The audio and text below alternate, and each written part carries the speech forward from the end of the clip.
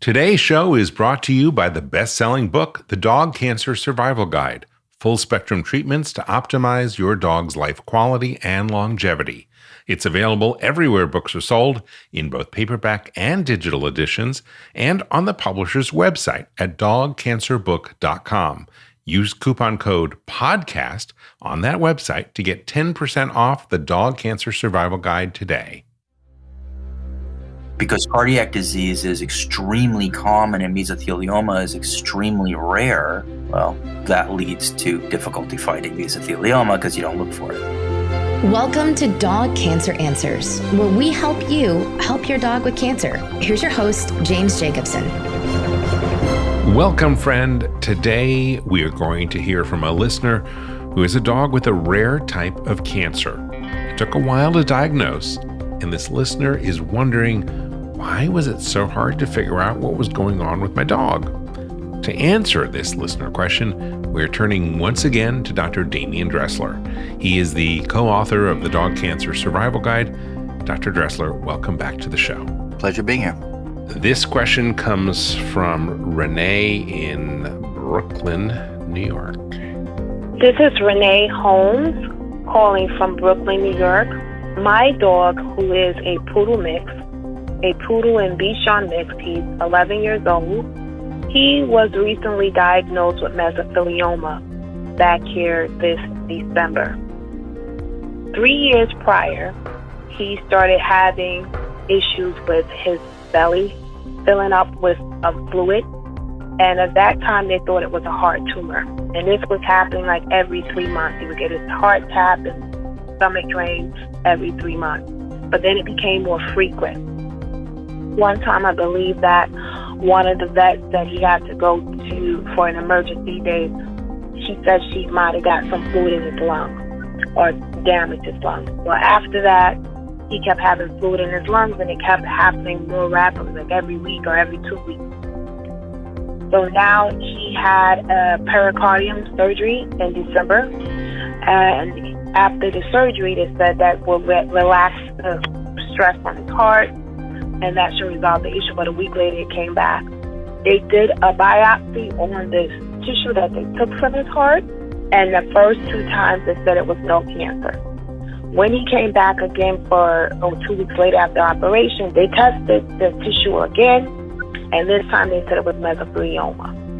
So my question is, how hard is mesothelioma to diagnose?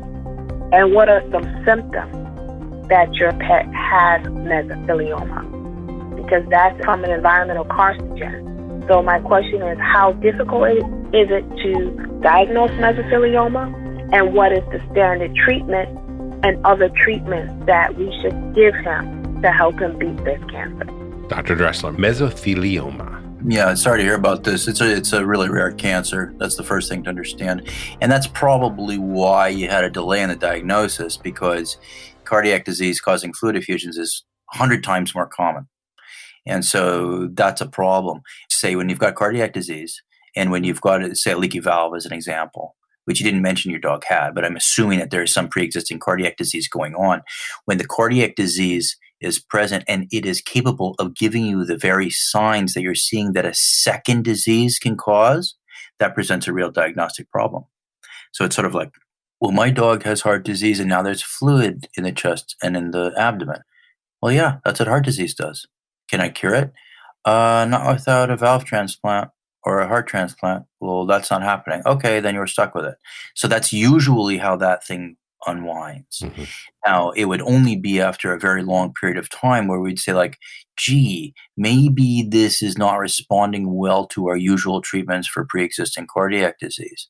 Then in that case, you'd start digging further. And so it's not so much that mesothelioma is hard to diagnose per se.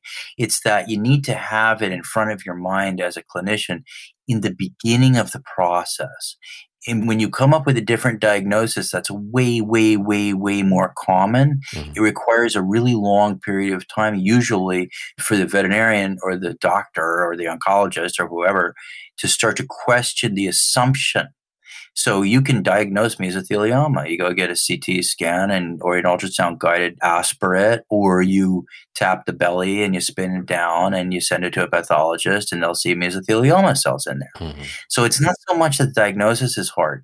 It's that when it is mimicking something else that is not an easy fix, that particular pattern of events leads to delayed diagnosis because one is in the mindset of a different disease that's hard to address.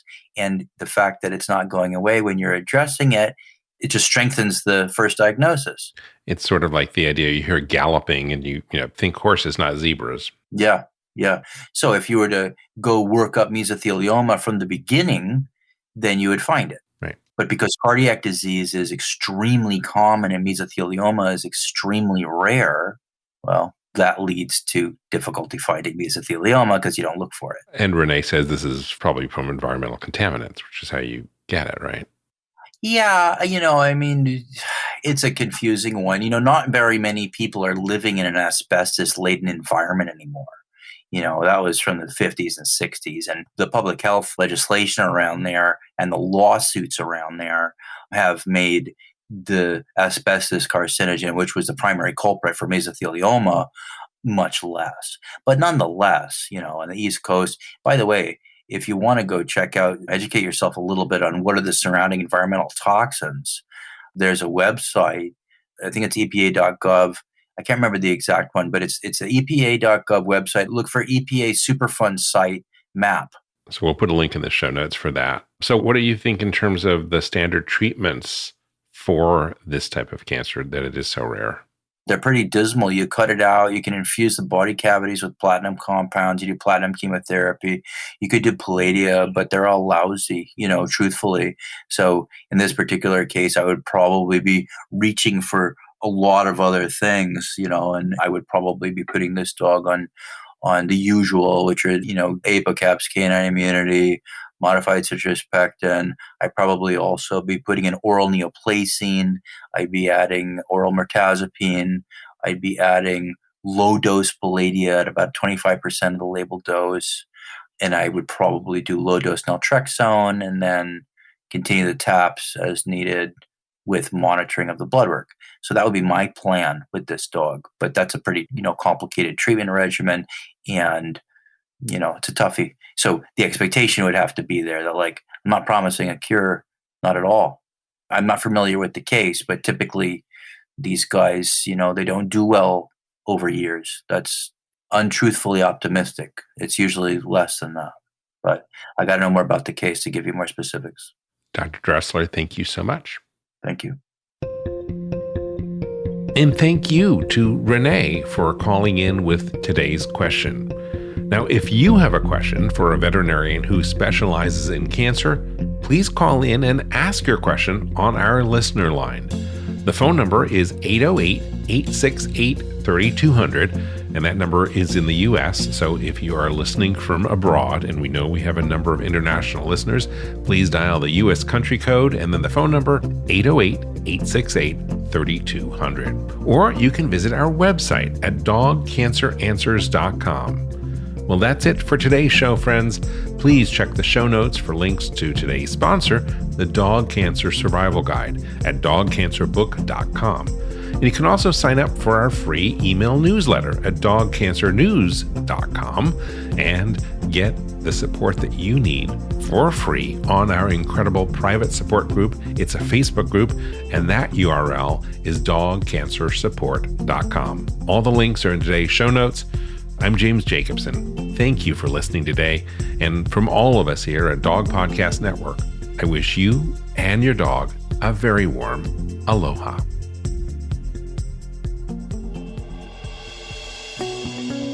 Thank you for listening to Dog Cancer Answers. If you'd like to connect, please visit our website at dogcanceranswers.com or call our listener line at 808-868-3200. And here's a friendly reminder that you probably already know. This podcast is provided for informational and educational purposes only. It's not meant to take the place of the advice you receive from your dog's veterinarian.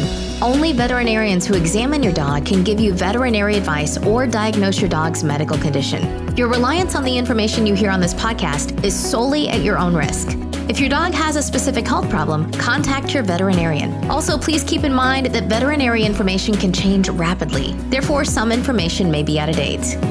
Dog Cancer Answers is a presentation of Maui Media in association with Dog Podcast Network.